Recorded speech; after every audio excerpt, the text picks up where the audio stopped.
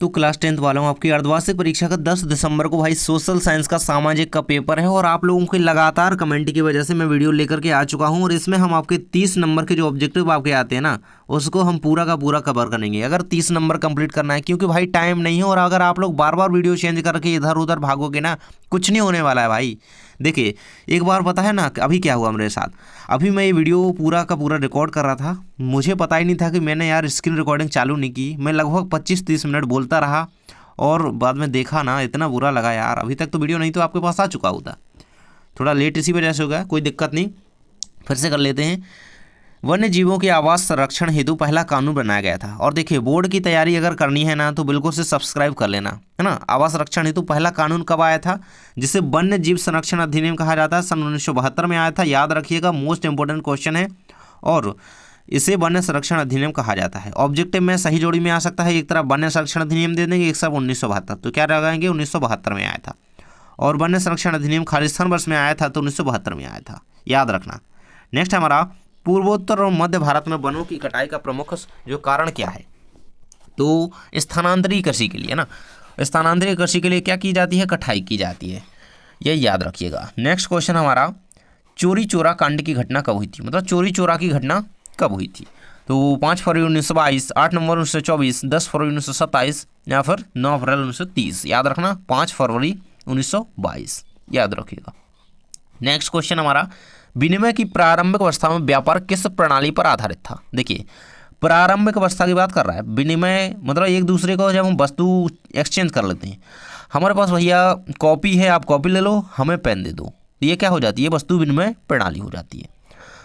दादी के पास चावल थे, यहाँ पर दूसरी दादी बगल वाली ने, उन्होंने इन्हें दाल दे दी, इन्होंने थोड़े से उनको चावल दे दिए और उनको बना लिया, इन्होंने इनको बना लिया। ये क्या है, प्रारंभिक अवस्था में यही किया जाता था। वहाँ पे कोई रुपयों का लेन देन नहीं किया जाता था, मौद्रिक नहीं किया जाता था, क्या था, वस्तु विनिमय प्रणाली।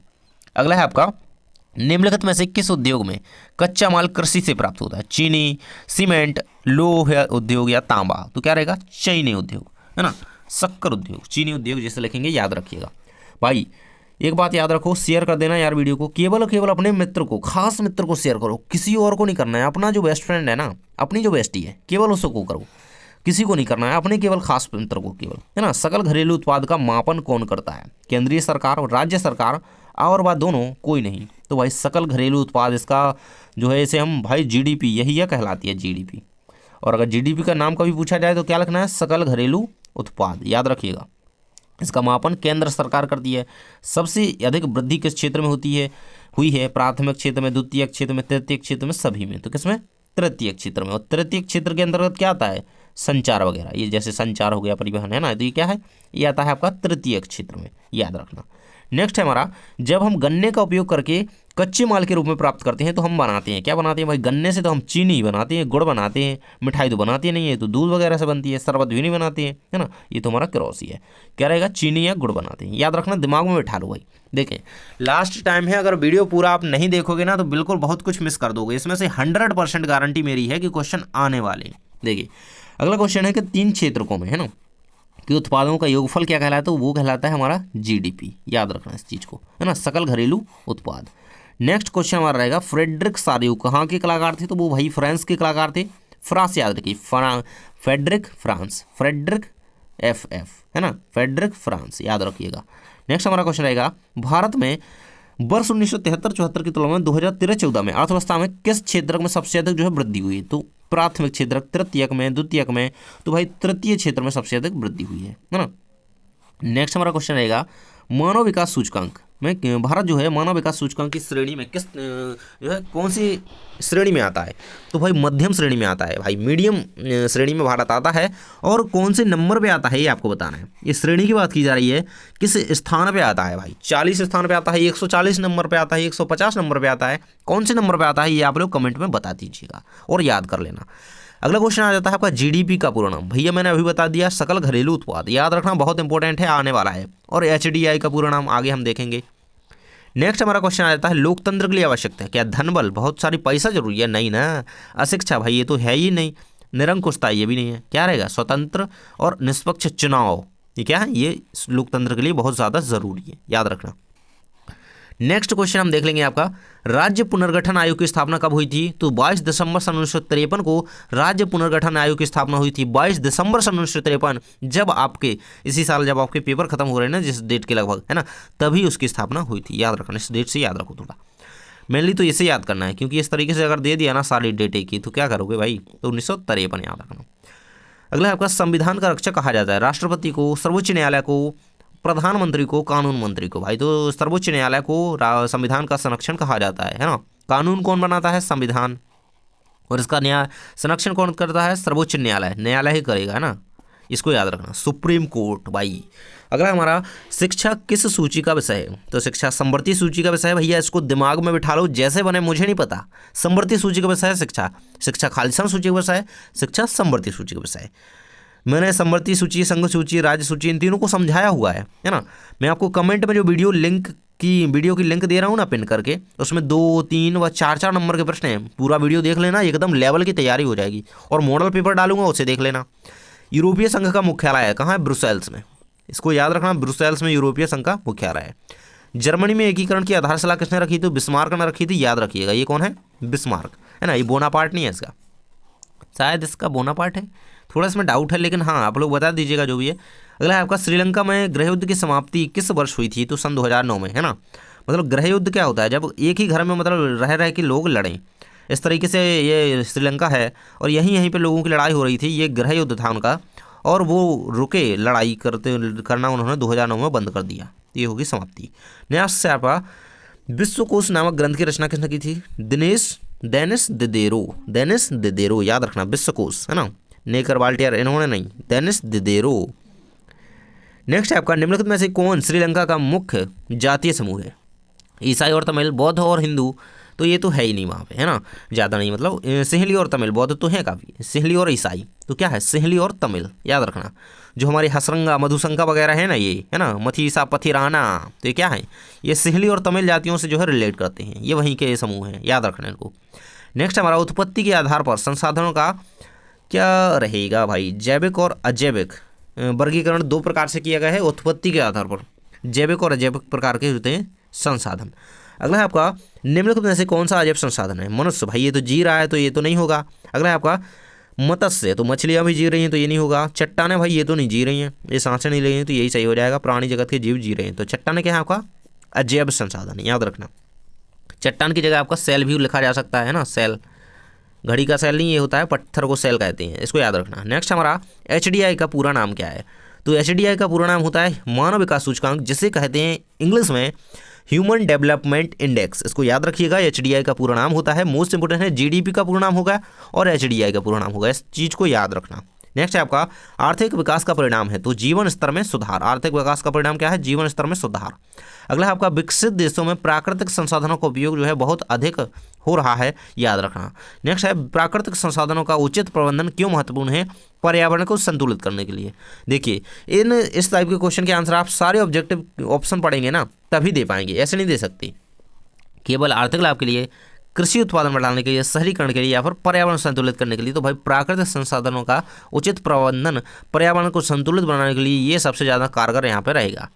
नेक्स्ट हमारा, निम्नलिखित में से किस प्रांत में सीढ़ीदार, है ना, देखिए इस तरीके से उत्तराखंड में, उत्तरांचल में क्या होते हैं? पहाड़ होते हैं, तो वहाँ पे सोपानी या सीढ़ीदार खेती की जाती है। इस तरीके से देखिए पहाड़ों में, इस तरीके से देखिए, उतरती हुई खेती वहाँ से, है ना, तो क्या होती है? कहाँ पे होती है? उत्तरांचल में होती है, याद रखना इस चीज़ को, है ना। ये सोपानी खेती कहलाती है, और सोपानी खेती खालिस्तान राज्य में की जाती है, किसमें? उत्तरांचल में, है ना। उत्तरांचल में सीढ़ीदार के रूप में खालिस्तान खेती की जाती है, सोपानी खेती, याद रखना इस चीज़ को, आने वाली है ना।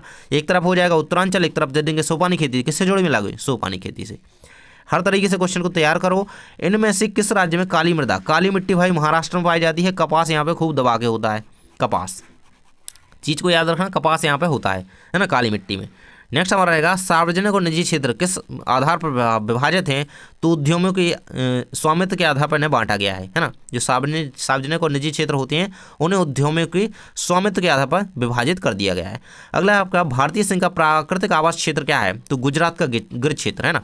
वीडियो को 2x में कर लो, लेकिन पूरे क्वेश्चन देख के जाना, नहीं तो पेपर में क्वेश्चन आएंगे, कुछ मिलेंगे, पूरे नहीं मिलेंगे। भाई पूरे चाहिए क्वेश्चन ना, तो यार 30 नंबर कंप्लीट करने आए हो, है ना, कोई छोटे मोटे नंबर नहीं है, ये 2 नंबर का एक क्वेश्चन ही है आपका केवल, है ना। 30 नंबर पूरे होने वाले हैं, तो बिल्कुल वीडियो को पूरा देखना है। नेक्स्ट हमारा, भारत में शक्तियों का बंटवारा किया था तो संविधान द्वारा, मतलब किया गया तो किसके द्वारा? संविधान द्वारा। ये न्यायालय ने नहीं बांटी थी शक्तियाँ, है ना, शासन ने नहीं बांटी, किसने? संविधान ने। शक्तियाँ भाई हमें संविधान ही प्रोवाइड कराता है। नेक्स्ट हमारा प्रथम विश्व युद्ध आरंभ हुआ तो सन 1914 में, याद रखना 1914 में स्टार्ट हुआ था, 18 तक चला था, 18 तक ये लोग खेलते रहे संविधान, ये क्या कहलाता आपका? विश्व युद्ध लड़ते रहे, सॉरी यहाँ इसको याद रखना 1918 तक।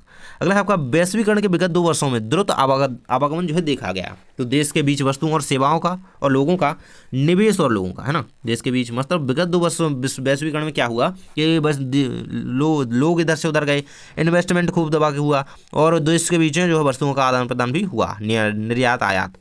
अगला क्वेश्चन है आपका, वैश्वीकरण ने जीवन स्तर के सुधार में सहायता पहुंचाई है, तो सभी लोगों को, विकसित देश के लोगों को, देखिए वैश्वीकरण क्या है? विश्व के बाजार की प्रक्रिया भाई, तो ये केवल विकसित देशों में तो होगी नहीं, सबके लिए होगी, है ना। वैश्वीकरण का अर्थ क्या होता है? विश्व का बाजार, तो विश्व में तो सब लोग आते हैं, तो ये क्या हो जाएगा? सभी लोगों के लिए यहाँ पे सहायता पहुंचाई है, जीवन स्तर में सुधार हुआ है। नेक्स्ट है आपका विभिन्न देशों के बीच संबंध और तीव्र एकीकरण की प्रक्रिया कहलाती है, तो भाई वैश्वीकरण कहलाती है ना, याद रखना वैश्वीकरण, याद रखिएगा इसको। नेक्स्ट क्वेश्चन हमारा आ जाता है यहाँ पे, देखिए ये रहेगा सरकार द्वारा, है ना, सरकार द्वारा अवरोधकों और प्रतिबंधों को हटाने की प्रक्रिया कहलाती है, तो उसे हम उदारीकरण कहते हैं। ये आंसर याद रखिएगा, मोस्ट इंपोर्टेंट है, इसकी परिभाषा भी 1 नंबर के ऑब्जेक्टिव में आ सकती है एक वाक्य में, कि उदारीकरण किसे कहते हैं? तो सरकार द्वारा व्यापारिक, है ना, अवरोधों को हटाने के, प्रतिबंधों की जो प्रक्रिया होती है, उदारीकरण है। देखिए फोर्ड मोटर्स भारत में कब आई? तो 1995 में आई थी, है ना। नेक्स्ट आपका आ जाता है मुंबई में प्रथम कपड़ा मिल स्थापित हुई तो सन 1854 में, इसका ऑब्जेक्टिव में क्वेश्चन आ चुका है कई बार। मुंबई में प्रथम कपड़ा मिल खालिस्तान में स्थापित हुई, है ना, खालिस्तान दे देंगे, कहाँ पे हुई थी? 1854 में, याद रखिएगा इसको, बिल्कुल से दिमाग में बिठा लो। अगला है आपका कपड़ा मिल की बात कर रहा है यार, 1854 में, याद रखना। लोकतंत्र की सफलता निर्भर करती है नागरिकों की उदासीनता पर, भाई उदासीनता नहीं चलेगी। नागरिकों की गैरकानूनी, अरे गैरकानूनी कार्रवाई करता है। नागरिकों की विवेकपूर्ण सहभागिता, जी हाँ बिल्कुल यही रहेगा आपका, है ना, विवेक होना चाहिए इस तरीके से। नागरिकों की विवेकपूर्ण सहभागिता पर ही लोकतंत्र की सफलता निर्भर करती है। अगला क्वेश्चन आ जाता है ओस, अमन, बोरो निम्न में से किस फसल की किस्में हैं? तो भाई धान की किस्में हैं, ये इसको याद कर लेना, दिमाग में बिठा लेना, ये हो जाता है हमारा कंप्लीट। अगला क्वेश्चन आता है कच्चे माल के आधार पर उद्योग कितने प्रकार के होते हैं? तो कच्चे माल के आधार पर उद्योग 2 प्रकार के होते हैं, याद रखिएगा इस चीज़ को। और चीनी से, है ना, मतलब जो आपकी गन्ना होता है उससे क्या क्या बनाया जाता है? गन्ने से हम चीनी और गुड़ बनाते हैं, इसको याद रखिएगा, ये उद्योग के अकॉर्डिंग आता है। नेक्स्ट हमारा सत्ता की साझेदारी सही है क्योंकि यह विविधता को अपने में समेट लेती है, देश की एकता को कमजोर करती है, निर्णय को मजबूत करती है, या फैसले लेने में देर करती है, तो यह विविधता को अपने में समेट लेती है, याद रखना। नेक्स्ट हमारा आ जाता है बेल्जियम किस महाद्वीप में स्थित है? भैया तो हमारी एशिया में तो है ही नहीं, कहाँ पे है? यूरोप में स्थित है बेल्जियम महाद्वीप। बेल्जियम देश जो है यूरोप महाद्वीप में है, तो बिल्कुल से याद रखना, मैप आपने अगर देखा है तो आप कर लोगे। नेक्स्ट है आपका भारत मानव विकास में किस श्रेणी में आता है? तो मध्यम श्रेणी में आता है, क्वेश्चन रिपीट हो गया। नेक्स्ट क्वेश्चन में आ जाता है कृषि क्षेत्र में श्रमिक होते हैं अल्प रोजगार या फिर अति रोजगार या फिर बेरोजगार, तो अल्प रोजगार, है ना, बहुत कम रोजगार होता है भाई।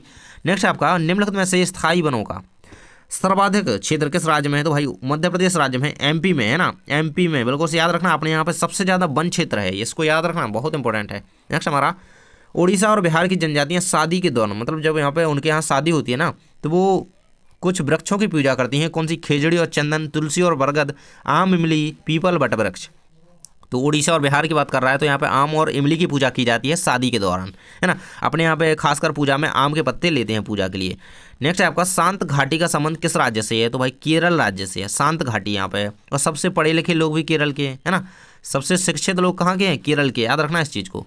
शांत घाटी कहाँ पे है? केरल में।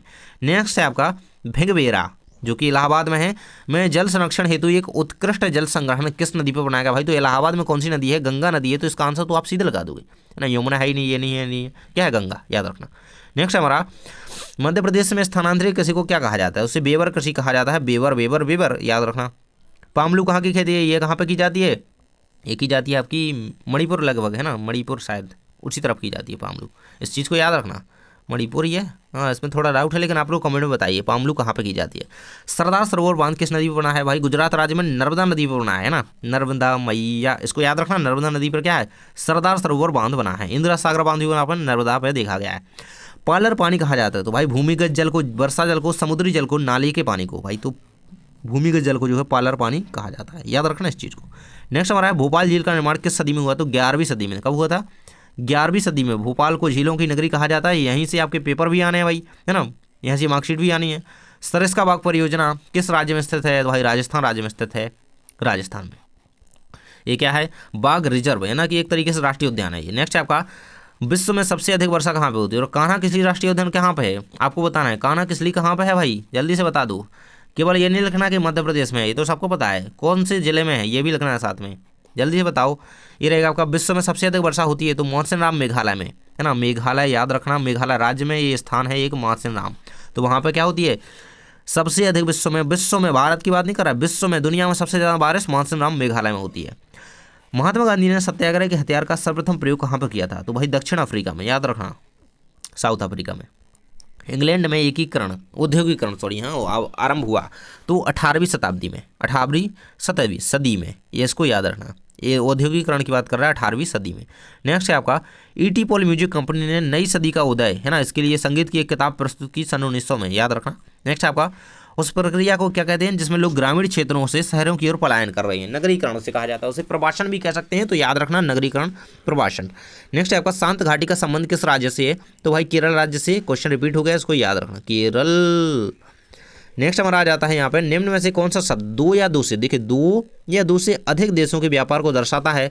तो आंतरिक व्यापार ये तो नहीं होगा, बाहरी व्यापार ये भी नहीं होगा, अंतर्राष्ट्रीय व्यापार ये सही होगा। क्योंकि देखिए दो या दो से अधिक देशों की बात कर रहा है, जब दो या दो से अधिक देशों के बीच व्यापार होगा तो वो अंतर्राष्ट्रीय व्यापार कहलाएगा, है ना, इंटरनेशनल चीज़ हो रही भाई।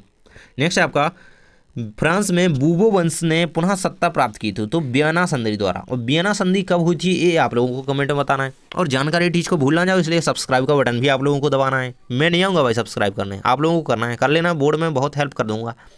अफ्रीका में रिंडरपेस्ट नामक बीमारी फैली थी सन 1890 में, कब फैली थी भाई? 1890 में, याद रखना इस चीज़ को। अगला आपका लोकतंत्र में परिणामों का सही आधार क्या है? तो भाई एक उत्तरदायी शासन व्यवस्था ही लोकतंत्र में परिणामों का सही आधार, याद रखना इस चीज़ को। नेक्स्ट क्वेश्चन हमारा आ जाता है मानव विकास में भारत में किस राज्य की स्थिति बेहतर है? मानव विकास की बात कर रहा है तो केरल राज्य, मैंने कहा था ना कि केरल सबसे पढ़ा लिखा राज्य है, शिक्षित राज्य है, तो यहाँ पे विकास भी बहुत अच्छा है ना, ये सबसे ऊंची बेहतर स्थिति इसकी है केरल की, याद रखिएगा। नेक्स्ट है हमारा निम्नलिखित में से उपभोक्ता आधारित उद्योग है? तो भाई चीनी, सीमेंट, है ना, उपभोक्ता आधार कौन सा है? चीनी उद्योग, याद रखिएगा।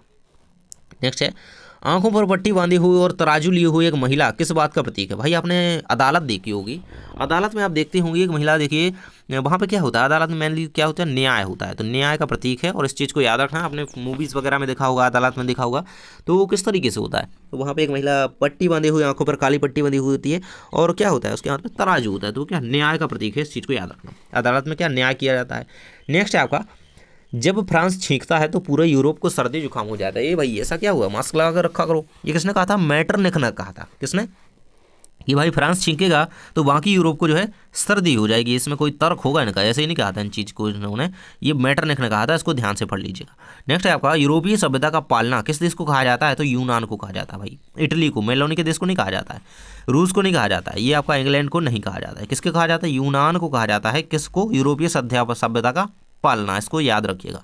नेक्स्ट हमारा फ्रांस में सिक्कों और डाक टिकटों पर, डाक टिकटों की बात कर रहा है ना, किसकी छवि अंकित की गई? तो मारियान की। किसकी?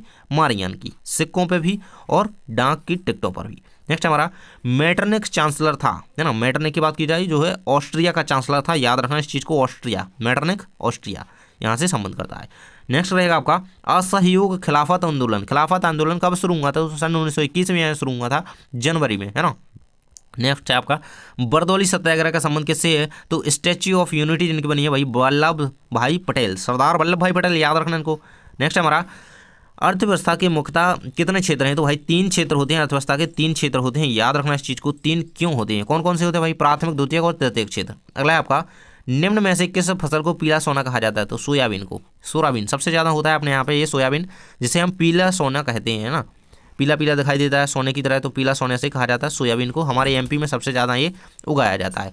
नेक्स्ट हमारा आ जाता है वे फसलें जो वर्षा ऋतु के आरंभ में बोई जाती हैं। देखिए जब जो बारिश शुरू होती है उस समय जो फसलें बोई जाती हैं, जैसे उड़द हो गया, मूंग हुई, तिल हो गई, तो ये क्या है? खरीफ की फसलें कहलाती हैं। और अभी जो फसलें बोई जा रही हैं, जैसे ये अभी नवंबर, है ना, नवंबर दिसंबर जो फसलें बोई जाती हैं शीत ऋतु में, वो रबी की फसलें कहलाती हैं। इस समय गेहूँ, चना, सरसों की मतलब फसलें बोई जाती हैं। इसके बाद है निम्नलिखित में से परिवहन का कौन सा साधन वाहनांतरण हानियों तथा देरी को घटाता है? तो पाइपलाइन, है ना, ये देरी को घटाता है। पाइपलाइन, इसमें जल्दी जल्दी काम होता चलता है। नेक्स्ट है आपका, निम्न में से कौन सा परिवहन साधन का प्रमुख साधन है भारत में? देखिए भारत में जो है रेल परिवहन, यहाँ पे सबसे ज़्यादा भीड़ होगी रेल में, और सबसे ज़्यादा मतलब लोग यहीं से आते जाते हैं, क्योंकि ये भारत का प्रमुख ऐसा साधन है ना, सबसे ज़्यादा चलने वाला प्रमुख साधन है भारत का, इसको याद रखना। नेक्स्ट है आपका, कौन सा व्यवसाय तृतीय क्षेत्र के अंतर्गत आता है? ये संचार, संचार तृतीय क्षेत्र के अंतर्गत आता है, और कृषि प्राथमिक क्षेत्र के अंतर्गत आता है, इसको याद रखना है ना। इसको याद रखना कि कृषि हो गया, दूध उत्पादन हो गया, मत्स्य पालन हो गया, ये प्राथमिक क्षेत्र के अंतर्गत आती हैं। इस तरीके से हमारे सारे क्वेश्चन होते हैं कंप्लीट। अगर आपको बोर्ड एग्जाम 2025 की अच्छी तैयारी करनी है मेरे साथ मिलकर के, तो सब्सक्राइब चैनल को कर लेना, और वीडियो को लाइक कर देना, और अपने परम मित्र को वीडियो को शेयर कर देना। और ये वीडियो आपने अगर एक बार अच्छी तरीके से देख लिया तो आप अच्छे अंक लाओगे, और मैं जल्दी ही आपके लिए मॉडल पेपर डालूंगा, उसे देख लेना ताकि आपकी तैयारी अच्छी तरीके से हो सके, है ना। उससे आपको एक आइडिया लग जाता है कि भाई क्वेश्चन किस तरीके के आ रहे हैं, क्या क्वेश्चन का पैटर्न रहने वाला है। थैंक्स फॉर वॉचिंग, मिलते हैं नेक्स्ट वीडियो में।